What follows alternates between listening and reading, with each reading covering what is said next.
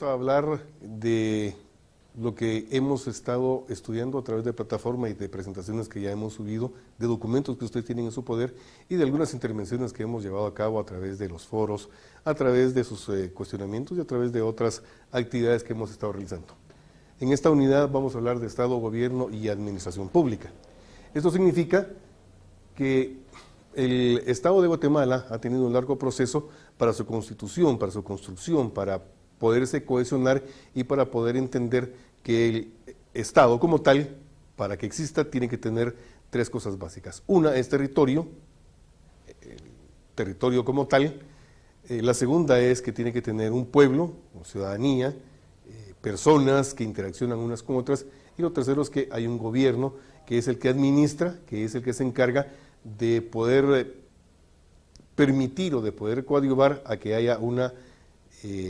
vida sana, una vida en común, un bien común, y al final de cuentas el Estado se organiza para proporcionarle a la ciudadanía el bien común. Pero lo más importante es que el Estado, como lo llamamos, tiene un gobierno, y este gobierno se divide en tres partes. Como ustedes saben, es el organismo judicial, el organismo legislativo y el organismo ejecutivo. Los tres también tienen divisiones que permiten la armonización de la vida del ciudadano. Si ustedes recordarán, Guatemala desde 1821 ha logrado su emancipación de la corona española, y esto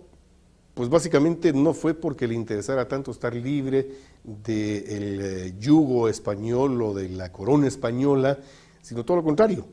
Era presión de los criollos que en Guatemala de alguna manera tenían la necesidad de no pagar más impuesto a la corona, porque al final no les venía de retorno bienes con que ellos poder resarcirse de lo que le pagaban a la corona, y lejos de ello, pues aquí ellos eran, si bien una clase poderosa, tampoco eran bien vistos, porque por un lado los españoles que venían de la península ibérica eran simple y sencillamente los que tenían el poder. Los criollos no tenían un estado benefactor que les permitiese un mayor desarrollo. Sí tenían acceso a la educación, a otros servicios, pero nada más. Y los mestizos estaban peor, porque los mestizos no eran ni criollos ni españoles. Al final de cuentas eran lo que el indígena le llamó ladino, ladrón. Y es lo que precisamente hasta el día de hoy se ve. Luego tenemos en 1822 la anexión a México, en donde Gavino Gainza logra de alguna manera convencer a quienes redactan el acta de independencia la anexión a México, porque estábamos de alguna manera desprovistos de defensa. Pero lo que debe celebrarse realmente en Guatemala no es el 15 de septiembre, sino el 1 de julio de 1823, que es cuando realmente el gobierno, a través del organismo legislativo, el Congreso de las naciones o de las, digamos, ciudades centroamericanas, redactan y confirman la emancipación política que en el acta del 15 de septiembre de 1821 Guatemala y las Provincias Unidas habían aceptado. Luego de ello tenemos hechos notables como la Revolución de 1871 con el general Justo Rufino Barrios. Le siguió en importancia la Revolución de 1944, que hasta el día de hoy se conoce como, digamos, entre 1944 y 1954, la primavera de la democracia, en donde dos gobiernos sucesivamente electos por el voto secreto y universal logran grandes e importantes cambios para Guatemala. De la reforma del 44 podemos hablar, por ejemplo, de lo que es hoy el Seguro Social, el Código de Trabajo. También podemos ver la excelencia de educación que tenemos, ese cambio que se dio a la educación en Guatemala, que se convirtió realmente en obligatoria. El otro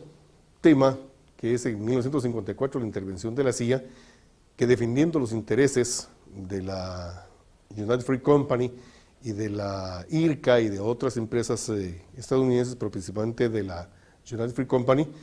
el jefe de aquel entonces de la CIA era pariente, era primo del que era gerente de la UFCO en Guatemala, y entonces derrocan al gobierno de Arben Guzmán y entra Carlos Castillo Armas con gente de Honduras y de El Salvador que pues dan al traste con lo que se había ya logrado en Guatemala.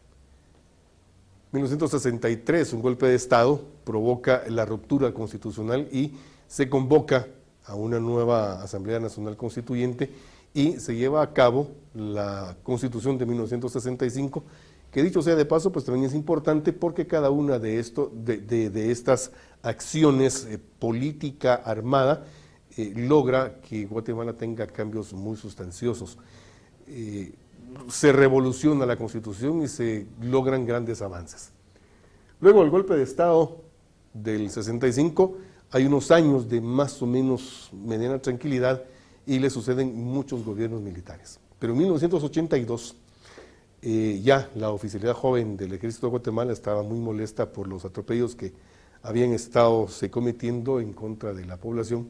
y entonces resulta que son ellos los que dan el golpe de Estado y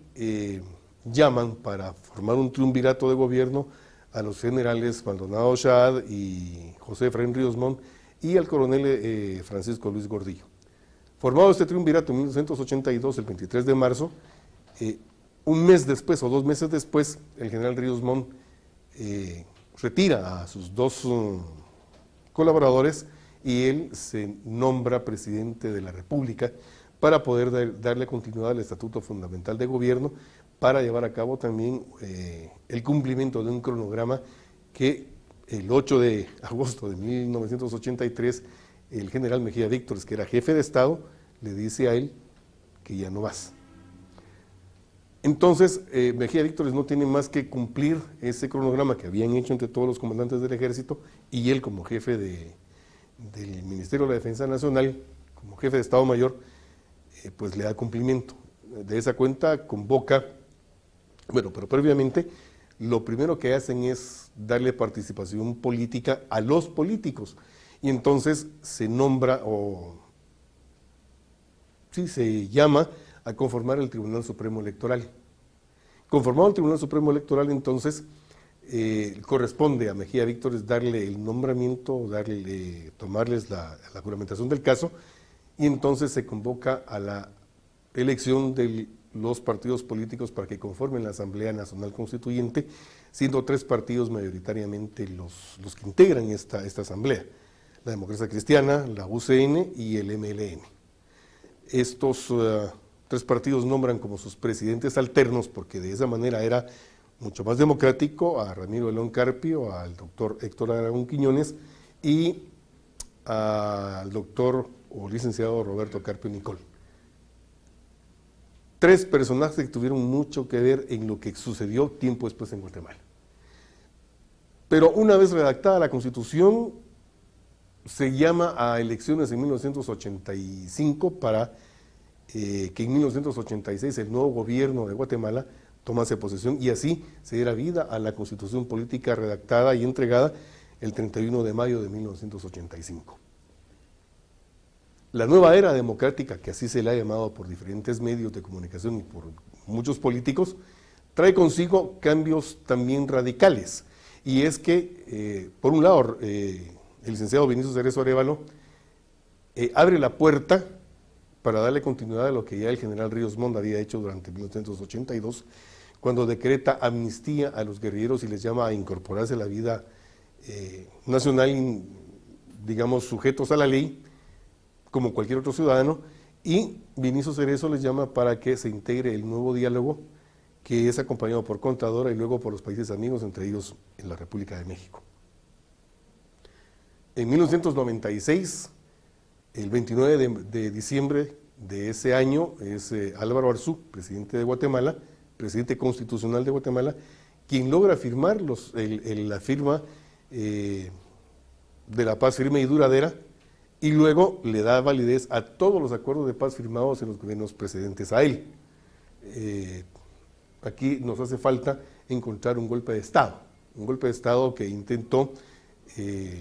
Jorge Serrano Elías y que en su lugar, para terminar el periodo, fue el licenciado Ramiro León Carpio, expresidente de la Asamblea Nacional Constituyente, quien logra la firma de los mayores acuerdos de paz. Así las cosas, entonces, el Estado es unido graníticamente y logra,